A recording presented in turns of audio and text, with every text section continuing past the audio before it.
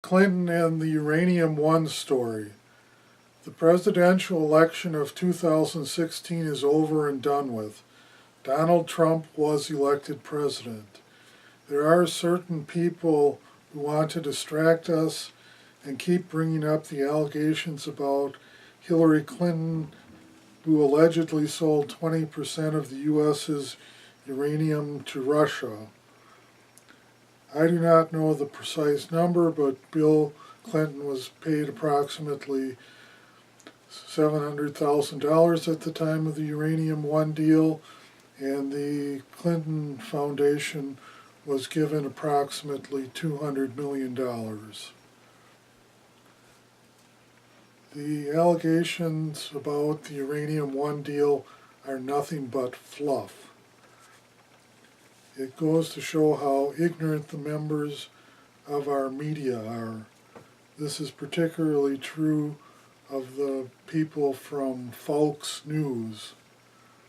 First, I will do some discussion about what uranium is.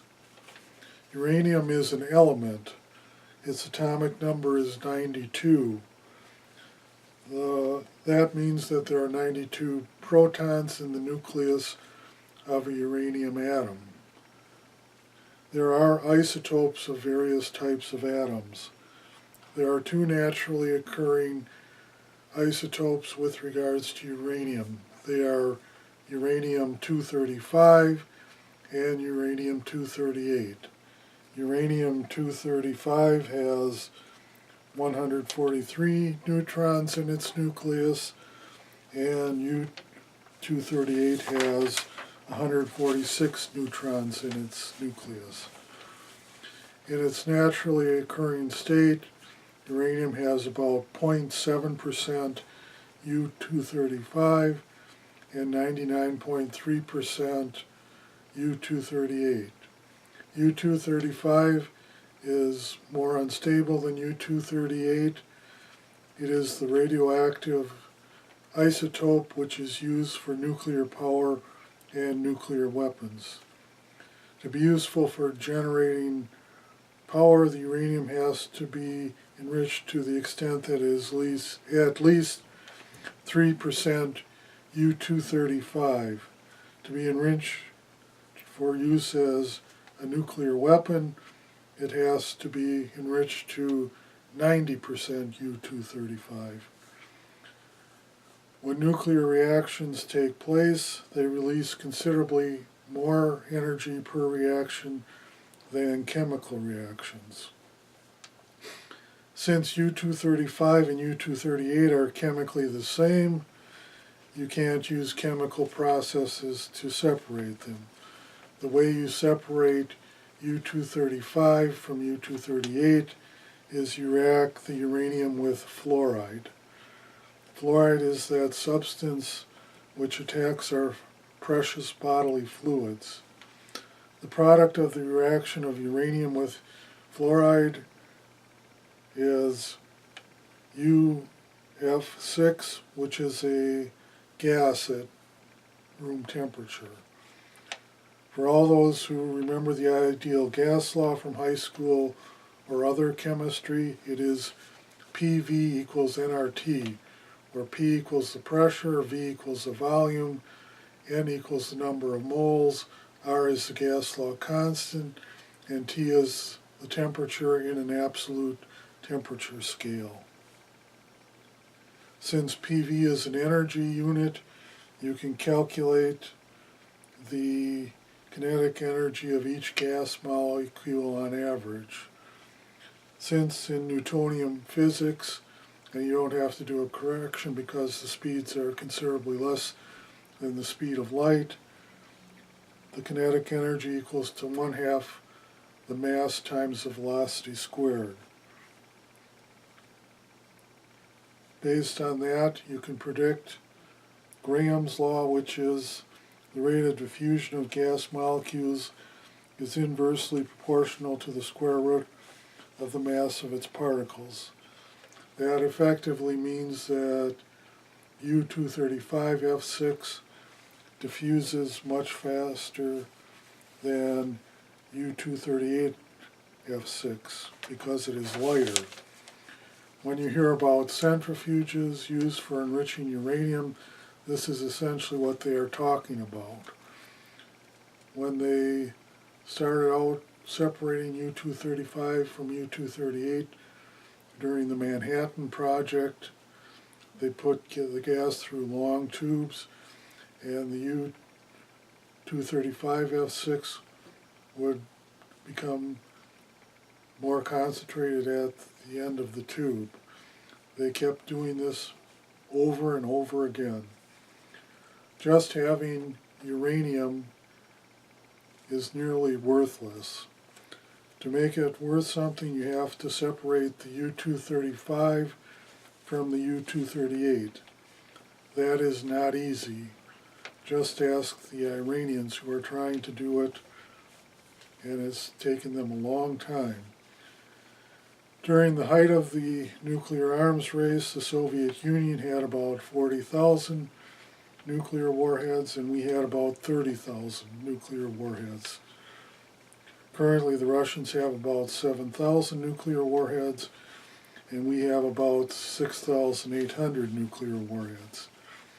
If we got in a shootout with the Russians, they already have enough nuclear warheads to wipe us out, and we have enough nuclear warheads to wipe them out. It should be noted that when the Russians decommissioned their nuclear warheads, they sent them to the United States to be unenriched. Basically, whether or not 20% of our uranium was sent directly to Russia or not would not affect our security in any manner, as they already have enough nuclear warheads to destroy us many times over. A nuclear war would not be a war of attrition. A nuclear war would be over in a couple of weeks, and we would spend centuries and centuries cleaning up after it. What really happened in the Uranium One deal is that a Russian company, Rostom, bought the majority of a Canadian company, Uranium One. Since Uranium One had holdings in the United States, the Committee of Foreign Investments had to approve the deal. There are 9 members on the Committee for Foreign Investments. Those members were the Secretary of Treasury, the Secretary of State, who was Hillary Clinton at the time, the Secretary of Commerce, the Secretary of Energy, the Attorney General, the United States Trade Representative, and the Office of Science and Technology. The Committee of Foreign Investments could not block the sale. They only had the power to approve it, and the approval ultimately rested with the President. Uranium One has the rights to 20% of the known reserves of uranium ore in the United States. The ore they have rights to is of a low grade. The difference between something being a mineral and being an ore has to do with the price of the thing at the time. The ore in question is on the low end of the ore spectrum. I am not a spokesperson for Rosatom, nor am I privy to how they make their decisions. But the main economic reason for them buying Uranium One would be that Uranium One has mineral rights to high-grade uranium ore in Kazakhstan. The other aspect, for those who have their underwear in a knot over the Uranium One deal, do not bring up is that 10 CFR 110.42 makes uranium a regulated substance. it can only be exported for peaceful purposes. If you export a ton of steel, you really don't know what the steel is going to wind up being. It could be a fan blade, it could be a car bumper, it could be a tank. By the form uranium is in when it is exported and where it is exported to, you know what it's going to be used for. Say it was enriched to 10% U-235. The cost of taking it from 10%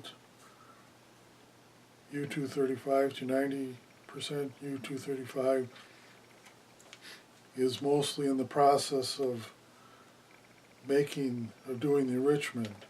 The original cost of the uranium is very small in comparison. The basic conclusion is, one, the low-grade ore that Uranium One owns is at this time not suitable for making nuclear weapons. Two, in addition to Hillary Clinton signing off on the deal when Rosatom acquired Uranium One, the Secretary of Defense, the Secretary of Treasury, the Secretary of Homeland Security, Secretary of Energy, the Attorney General, the Secretary of Commerce, the U.S. Trade Representative, and the Office of Science and Technology all also signed off. Three, although Uranium One owns 20% of the known uranium reserves in the U.S., 10 CFR 110.42 would prevent them from exporting the uranium from the United States for other than peaceful purposes. 4, Russia already has enough nuclear weapons to destroy us. That is part of why there is an arms agreement. Both sides have gotten rid of about 56,000 nuclear warheads since there started to be nuclear arms banning. The effect of the sale of Uranium One is nothing, and talking of the Uranium One scandal is just fluff.